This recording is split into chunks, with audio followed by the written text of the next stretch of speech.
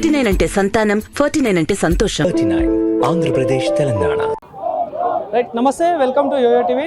అయితే నిన్న కాశ్మీర్లో జరిగిన ఉగ్రవాదుల దాడిని ఖండిస్తూ కూడా ఈరోజు బీజేపీ పార్టీ ఆధ్వర్యంలో అంబేద్కర్ స్టాచ్యూ దగ్గర క్యాండిల్ ర్యాలీ అయితే నిర్వహించబోతున్నారు. సో దీన్ని ఖండిస్తున్నామని చెప్పేసి కూడా వాళ్ళు అంటా ఉన్నారు. సో మరి మాట్లాడదాం, మనతో పాటు మాట్లాడడానికి గౌతమ్ రావు గారు ఉన్నారు, ఎమ్మెల్సీ అభ్యర్థి. సార్, ఎట్లా చూస్తారు సార్? అయితే నిన్న జరిగిన దాడిని దేశమంతటా బాధపడతా ఉంది. సో మరి ఏంటి, ఎట్లా చూస్తారు? పహల్గామ్లో జరిగినటువంటి తీవ్రవాదులు జరిపినటువంటి అయితే ఒక పెరిగిపందల చర్య అది. ఇలా యావత్ భారతదేశం కూడా విచారాన్ని వ్యక్తపరుస్తున్నారు. ఈ దేశంలో ఇటువంటి సంఘటనలు పునరావృతం కాకుండా అందరూ కూడా దీని పట్ల ఒక ఐక్యతను చాటవలసిన అవసరం ఉంది.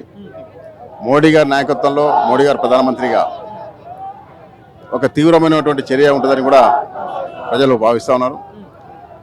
ఈ యొక్క అమాయకులను చంపడం అనేది అయితే తీవ్రవాదులు చేసినటువంటి చర్య అవుతుందో ఇది పాకిస్తాన్ ప్రేరేపితమైనటువంటి చర్య.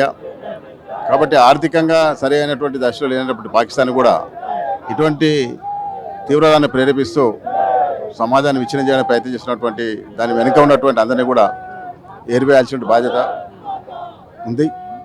కాబట్టి ఈరోజు ప్రపంచంలో ఉన్నటువంటి భారతీయులంతా కూడా ఒక విచారాన్ని వ్యక్తపరుస్తున్నారు. కాబట్టి చనిపోయినటువంటి కుటుంబాలకు సంఘీభావంగా ఈరోజు హైదరాబాద్లో సంబంధించినటువంటి భారతీయ జనతా పార్టీ కార్యకర్తలు కూడా ఈ యొక్క క్యాండిల్ ర్యాలీ చేసి వారి యొక్క కుటుంబాలకు శాంతి చేకూర్చాలని సంఘీభావం తెలుపుతూ ఈ యొక్క ర్యాలీ నిర్వహించడం జరుగుతుంది. Thank you.